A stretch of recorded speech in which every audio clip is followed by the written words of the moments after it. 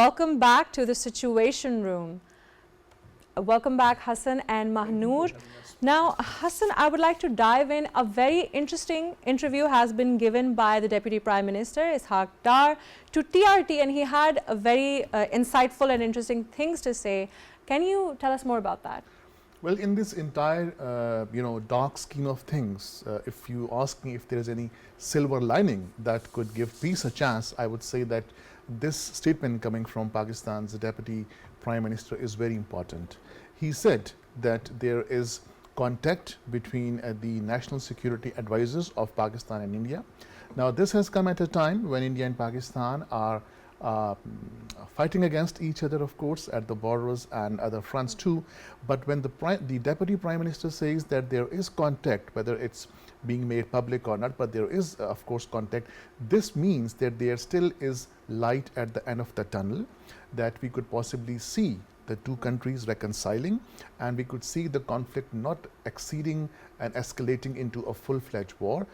There is also a probability of it escalating and becoming a full-scale war, because despite this hope coming from Pakistan's Deputy Prime Minister, just a day ago we heard a statement from Pakistan's Defence Minister, Mr. Khaja Asif, who expressed the fear that if India does not revisit its aggressive designs, there is a possibility of the current confrontation escalating and turning into a full-fledged conflict or a full-fledged war between the two countries. But today's statement coming from Mr. Ishaq Dar is a very welcome development. It shows that there is a sort of a back channel and a track 2 diplomacy going on other tracks. While we are fighting, we are also giving peace a chance. At least Pakistan is giving peace a chance.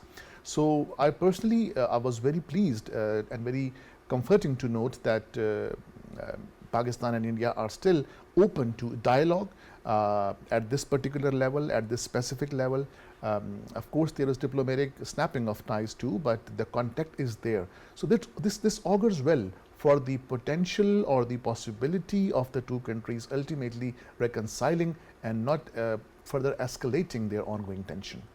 Mahnoor, what do you think about this with both India and Pakistan still being in communication right now? I believe in the current situation, India is following only one rule of international conflict or international crisis, that is being in contact with the National Security Advisor of Pakistan, and it's the international practice. Whenever such kind of crisis occur, whenever such kind of conflict and war situation occur, the National Security Advisors always being in touch with each other. They discuss about the possibilities of de-escalation. That is the need of an hour, and especially between the two nuclear powers, it is very important, and I believe that the result would be positive, because we have seen the results of escalations, and we all know that it would not only affect India and Pakistan, but it would affect the regional stability, it would affect the peace of the region as well. And if the National Security Advisor are in touch, and from our side they are he's the military person, he knows the tactics, he knows the technology, he knows the strategy, and now he is in the diplomacy, in the track to diplomacy. So I believe the results would be positive, and obviously we are in the safe hands, and I believe that India would also understand the repercussions, and India would also understand the importance of de-escalation in this time where we both are trying to counter each other. So that's the very important time to de-escalate such kind of tensions through our national security advisors. Thank you for that, Mahnoor. We have been joined by a legal expert, Syed Ali Abbas. Thank you for joining us. You're welcome. Now, Ali, what can you tell us about the international law, what it has to say about India taking this unilateral action of disregarding the Indus Waters Treaty? What does the international say about that, about a country entering into a treaty in good faith and then disregarding it later on? Indus Water Treaty is executed by both countries and brokered by World Bank, and that is a bilateral treaty. No one can abrogate or leave unilaterally. What India is doing, he's continuously violating the terms of this treaty, and even number of times Pakistan approached to World Bank and International Court of Arbitration, and in 2013, International Court of Arbitration ruled in favor of Pakistan and says that India is violating the treaty. So, India, on one hand, not fulfilling its obligation, and now by showing excuse of a false flag operation, they are abrogating this treaty. Legally, they can't do, but they are violating, and international bodies will take its responsibility, and hopefully India will not succeed in these nefarious designs. Ali, India and Pakistan both are in the situation of crisis where India is hitting the civilians of Pakistan and Pakistan is retaliating back by hitting the military infrastructure. So, are there any legal bindings on India, or are there any possibilities of so moto notice by the legal authorities, international legal authorities? That is very important. After 22nd of April, when false flag operation of Palgam done by the Indian deep state, Pakistan always says that they offer neutral investigation. But instead of neutral investigation, what India do, they violate UN Charter Article 2, Clause 4, and commit aggression on Pakistan.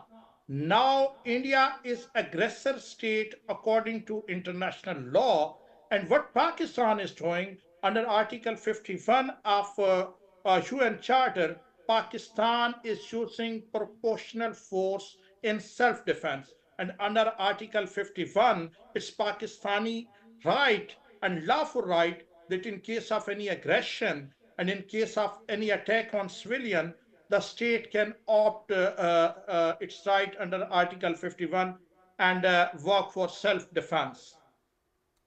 Ali, we are living in a civilized world. We are not living in the First World War or Second World War era. We are living in a civilized world, and yet we see that India is acting way above and beyond the international treaties, international convention. For instance, the Geneva Convention's Article 57 states that you cannot damage infrastructure that is indispensable for humanity, and yet India did that.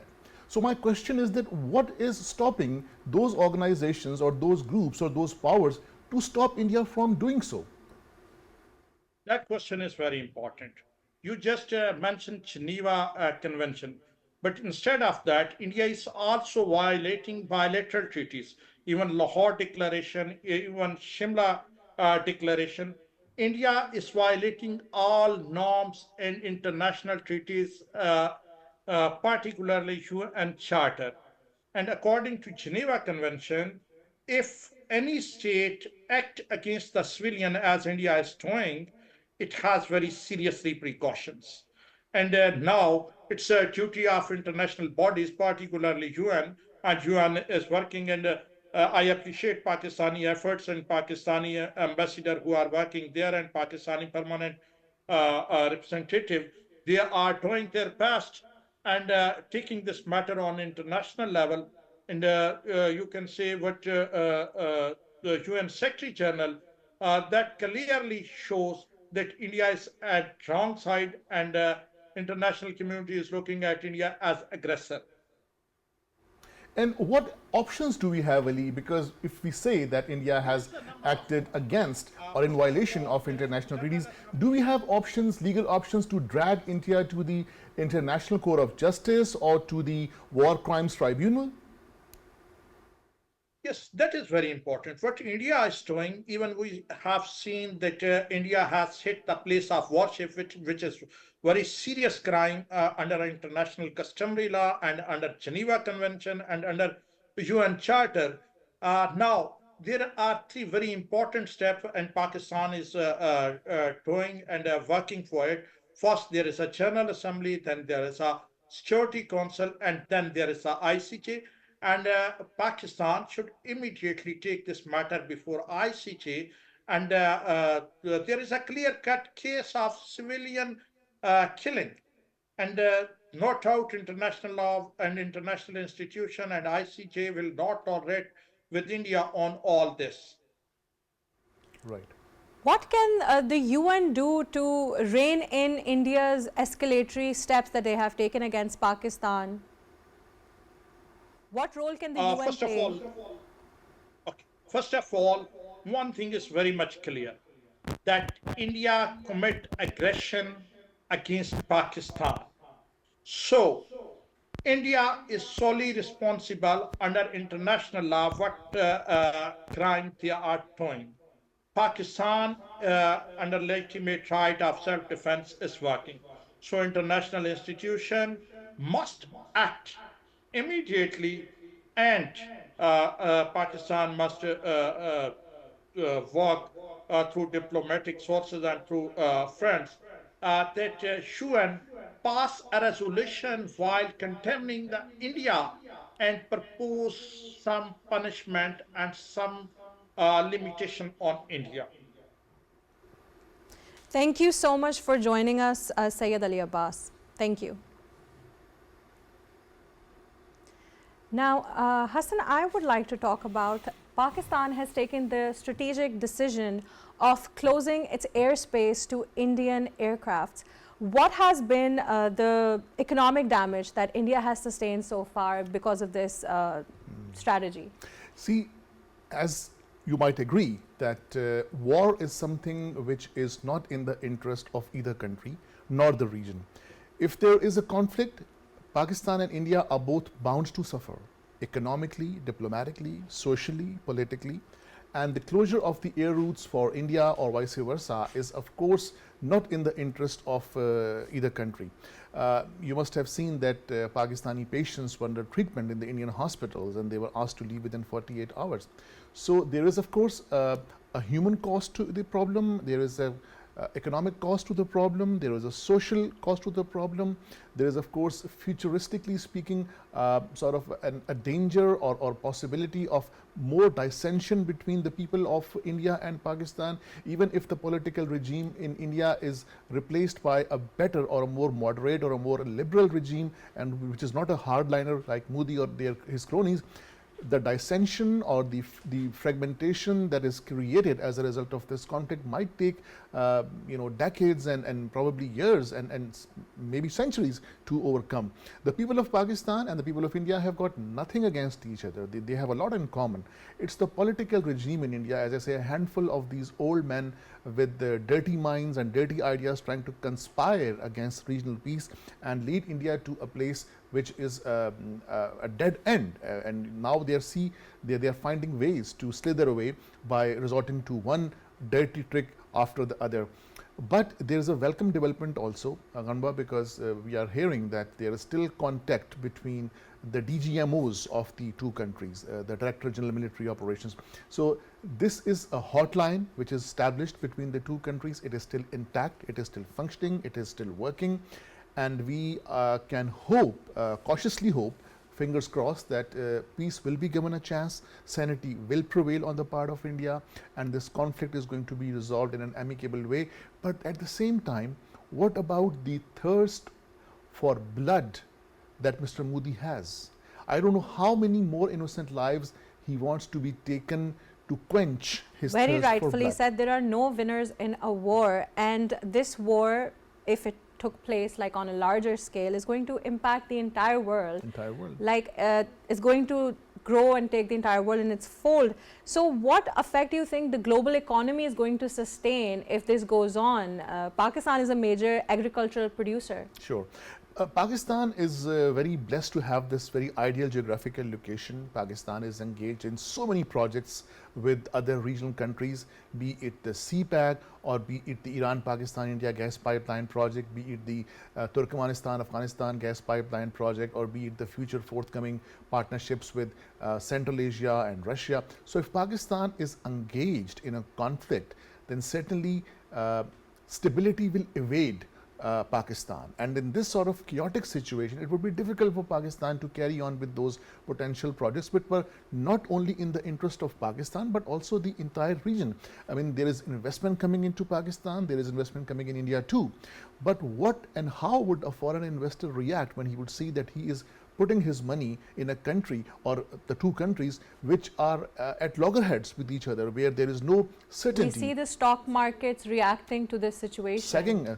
Indian stock market is sagging. Pakistan's stock market is relatively doing better, but the point is that economy is bound to suffer when the country is engaged in a conflict. The economy, the investors' confidence, the local business activities, everything is sort of paralyzed. So, you know, in total, the bottom line is that conflict, fighting, confrontation, aggression is not in the interest of the two countries. I believe that India was trying to socially isolate Pakistan and was trying to damage Pakistan economically, but we have damaged them. We have destroyed their 5 warplanes. That's a huge economic damage to them. But obviously, there are no winners of the war. We all know that. So we all will suffer. I believe that the whole region will suffer, and we already knew this thing. That's why we want to de-escalate things. But India and obviously the Modi government is not trying to understand the severity of the situation, and they are, you know, they are having a warmongering kind of ideology that they are promoting inside the India. But obviously the states which have invested in Pakistan, and Pakistan is not diplomatically isolated. We have good terms in the Central Asian states. Sure. We have good terms in the Europe as well. The European states are, they are doing, they are supporting Pakistan. They are, they want de-escalation of such tensions, because it's a global world. We all are connected with each other through our projects, through such kind of projects that would affect each other. So that would have a trickle down effect. So we cannot ignore any state which are under crisis, or any state which is under crisis or under conflict with other, and especially 2 nuclear states who are neighbors and who are having such kind of conventional warfare that is escalating every other day. So that's the alarming situation, and I believe the other states who are trying to the region or the world can afford that kind of instability. They cannot, and they have already realized the severity of situation, and that's why they want India to de-escalate. That's why they want them to de-escalate, and even we have given our message loud and clear that we don't want, that is not our aim to destabilize the region. That war is never our aim. We never tried it, we never initiated it, we never wanted it, but we have a second strike capability. If you try to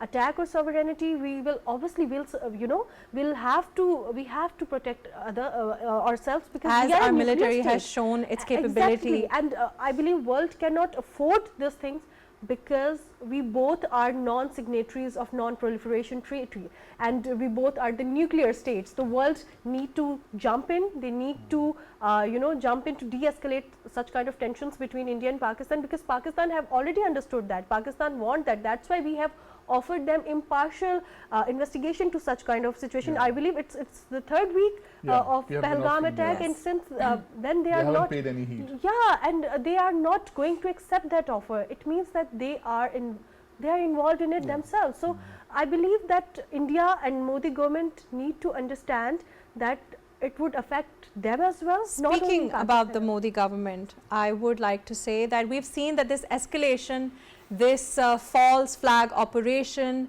this entire drama was initiated and started from the Indian side, from the Indian leadership. Now let's talk about the kind of leadership India has at the moment. Let's talk about the butcher of Gujarat. Tell me more about Modi and his ideology, his background. So basically his ideology have already seen by the world. What he wants, ethnic cleansing, the greater Hindutva, he wants to promote the aggression and destabilizing the region through such kind of tactics. And obviously he is such a power hungry person. His personality is such a power hungry person who wants to destroy every other around him and just try to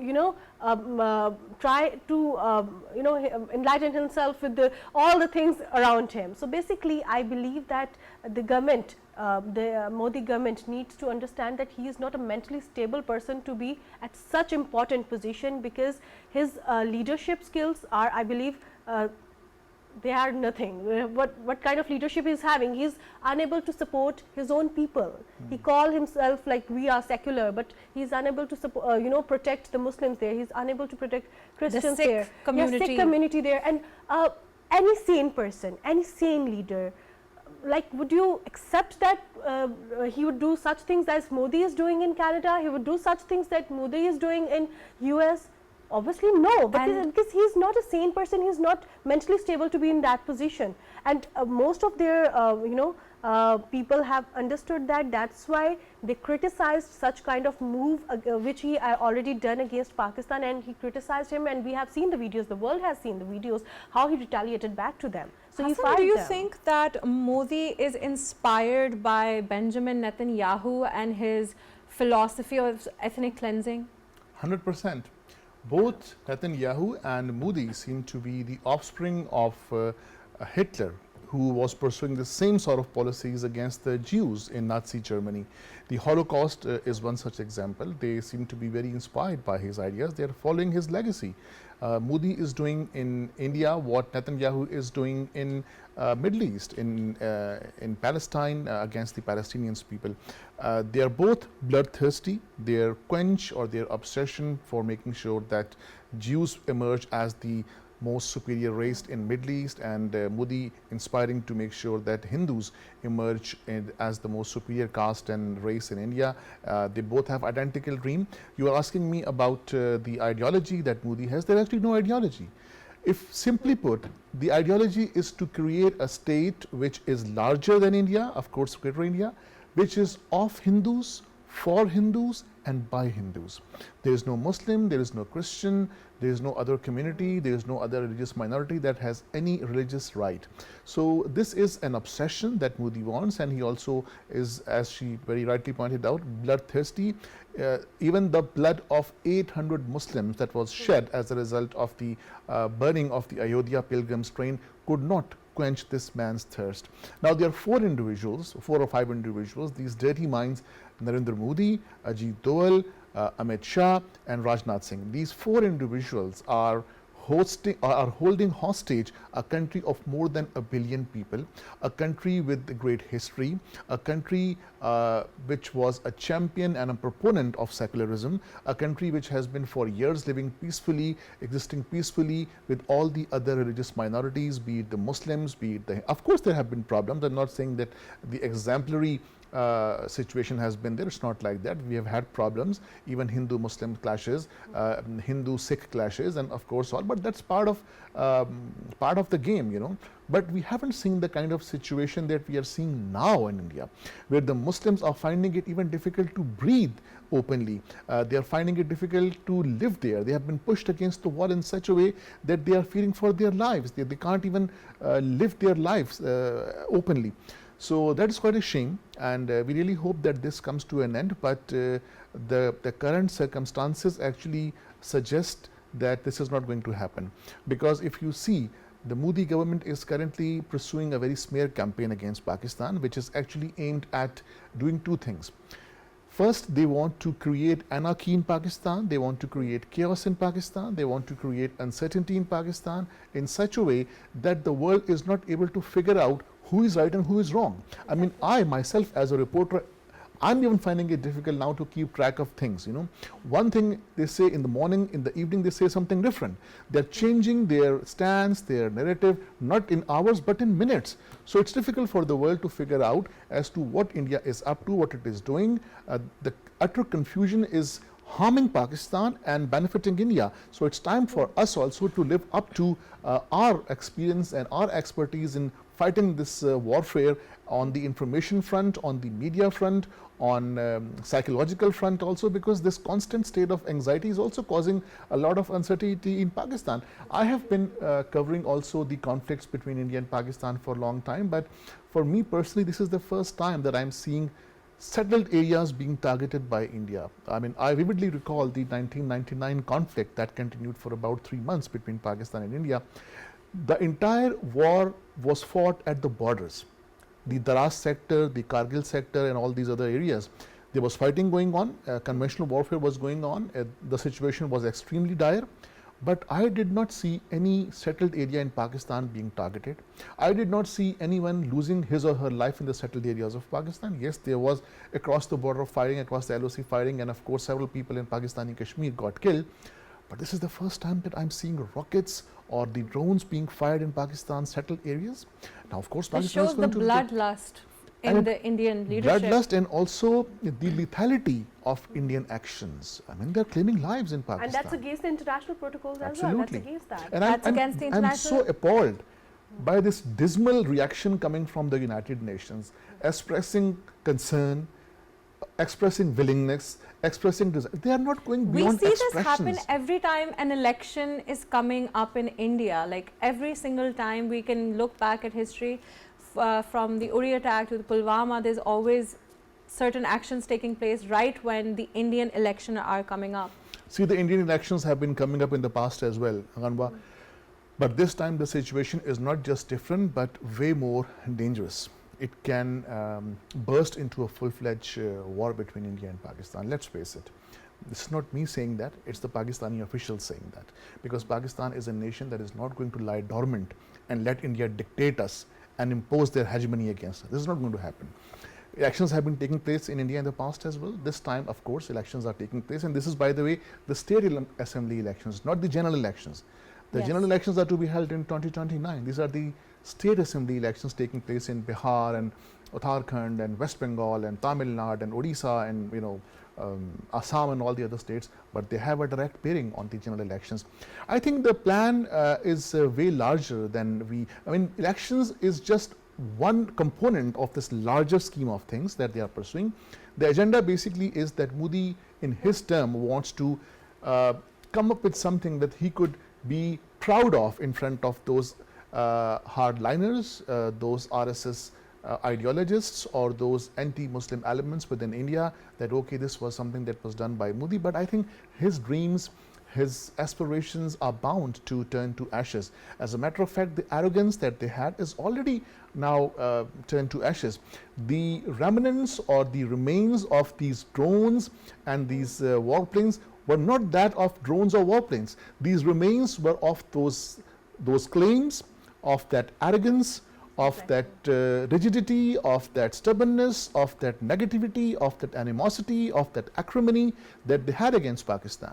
So I believe that it's a high time to understand that no one will come to save us. We need to save ourselves. We need to understand how international neighbors live with each other, how international borders are, and we both, India and Pakistan, need to understand that we need to de-escalate such kind of tensions. I'm not saying it as a Pakistani, I'm saying it as a journalist. It's not like that we don't have a second strike capability. It's not the like that we don't know how to do the full spectrum deterrence, or it's not like that we cannot hit them back. It's not like that we cannot do the counter strike. We have done the counter strike.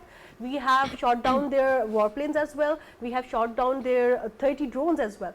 But still, as a journalist, as a human, we need to understand that we both are the nuclear power. We need to de-escalate the tensions. We need to learn from the European states that how international borders are, how international neighbors are, how they live with each other, how they communicate with each other, and the most important thing, how they collaborate with each other, how they build each other up. So we need to understand that, because we all know the repercussions of war. We all know that at the end of the day, it would affect our civilians at the end of the day. Yes, thank you. That was beautifully said. And in the end, we would like to leave our viewers with a message of peace.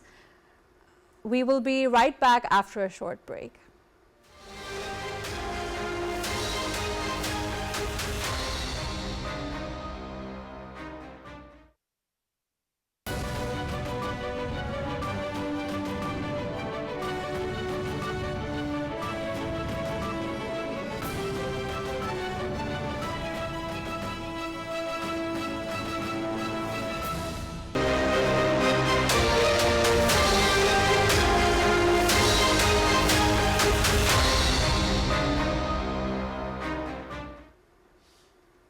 Welcome back to the Situation Room.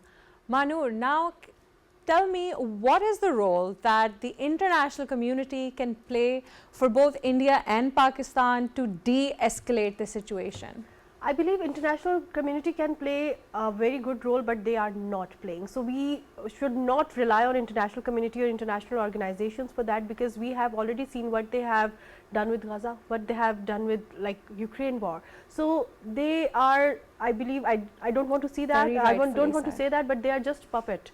and they are not doing anything, and they are labeling it as a bilateral tension between India and Pakistan. So, and are we you need to saying we resolve it. cannot count on the international community because we've seen what has happened in We have Gaza? already seen, and we should know that everyone is having their own stakes, and India is well connected with such states who are dominating the international community, and we are also in contact, in collaboration through different projects with the Middle East, with our neighboring countries. So we know our power as well, we know our diplomatic win as well, we know our diplomatic strength as well, we know our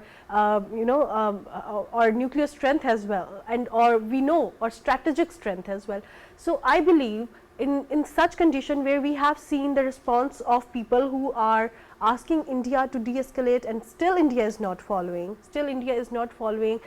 those states who were allies to India, but now they are supporting Pakistan, and India is not realizing this situation. I believe that we, both countries, India and Pakistan, need to understand that we should not rely on international community. We should not, international community, by the way, they are supporting Pakistan.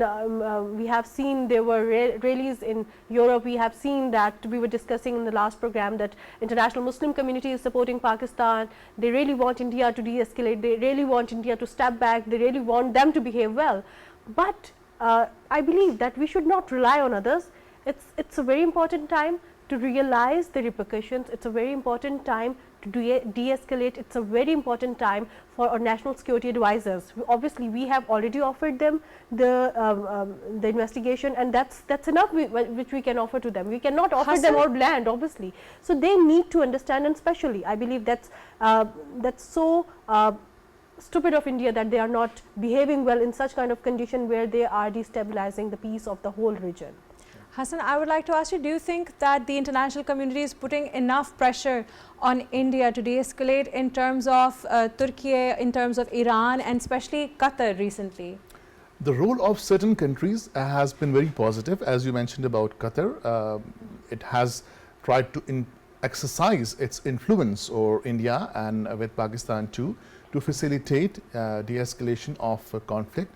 But we also have to keep in mind that when we speak of the global powers, the first name that emerges is that of the United States. I have had a chance to speak to several American scholars and experts who believe that what Donald Trump is doing now is in complete departure to what his predecessors were doing in the past. The US has been historically acting as an international policeman when it comes to regional conflicts, when it comes to international conflicts. This is something that Donald Trump is least interested in.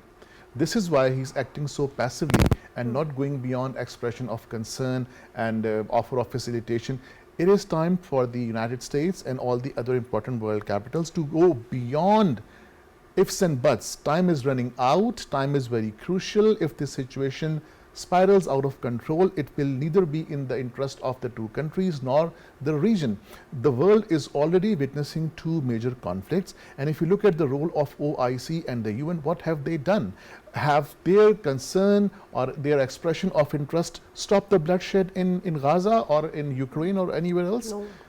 OIC is acting as a silent spectator, and someone just said that in a later note that OIC, it sounds like you're saying that we need to count on ourselves. We need to count on ourselves. Or do you think we have enough powerful allies who are in our court? See, when it comes to seeking international support, Pakistan has done whatever it possibly could by mobilizing its contact with the world capitals, by exploring all the international options, by taking on the diplomats and exploring Pakistan's. Should we pursue some forums like the ICJ or something for the violations of international law? Right now, the immediate concern has to be de-escalation of tension, which is simmering for the last several days. Once that comes a little down, then of course we have option to go to the International Court of Justice for safeguarding of our water rights. But now is the time for the international community to stop lying dormant. For God's sake, come out of your slumber and do something tangible, do something practical, do something empirical to stop India and Pakistan from going ahead with their conflicts. OIC has been expressing support for Pakistan, but it has been lately observed, Ghanwa, that the Organization of Islamic Cooperation, which is OIC, is only now acting as OIC. Whenever there is a conflict, I mean, whether it's the conflict between the US or Iran, the conflict between Gaza or Israel, or the conflict between India and Pakistan, they say, oh, I see. So that is something that is proving to be detrimental to the regional interest, to the international interest. This world cannot afford another conflict after Gaza and after Ukraine and Russia, and especially between India and Pakistan, which are two nuclear armed rivals. And if there is 4 or 5 dirty minds controlling the entire country, sitting at the helm of affairs, who are acting in absolute frenzy, who are acting the most frantically in their pursuits of their agendas, they are jumping beyond all the norms of civility, decency, humanity, international conventions are being violated. So this is a very dangerous situation. If it slips out of control, even the world powers would not be able to bring their genie back in the bottle. Exactly, and I believe these 4 or 5 people are destroying the future of their own youth. We both need to work together to counter poverty, to work for climate change. We have other things to fight for. Pakistan was economically just getting back on track with all these efforts from our government, from all these initiatives. And we don't want this to take a backtrack because of this escalation. Even India cannot afford it. We are getting back, and we will get back to the in that power position. But even India cannot afford it.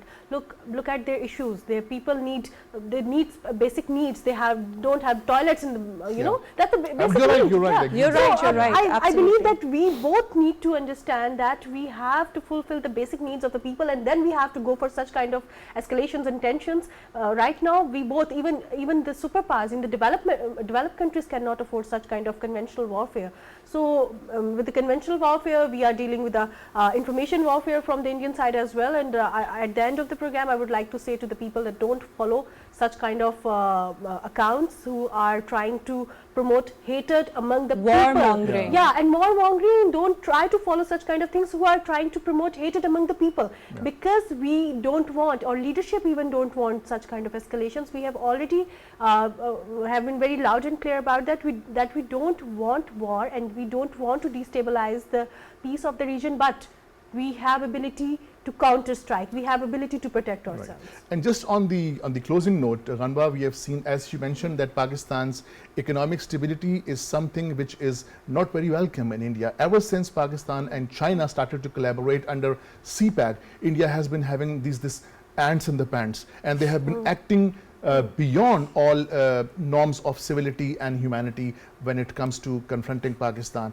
whether it's the conflict in Balochistan, which is a constant pain in the neck for Pakistan. The support coming from across the border to the Baloch Liberation Army is creating a lot of problems for Pakistan. So it's time for India to shun its negative policies and act sensibly. Yes, with that, I would like to thank my 2 guests, Manur Qureshi and Hassan Gilani. Thank you so much for being with us. And in the end, I would like to remind the world, our audience, everyone, that there are no winners in a war. We would like to leave you with a message of peace, and for you to use your critical thinking to verify your information, where you get it from, and stay alert, stay vigilant, keep watching PTV World. Take care.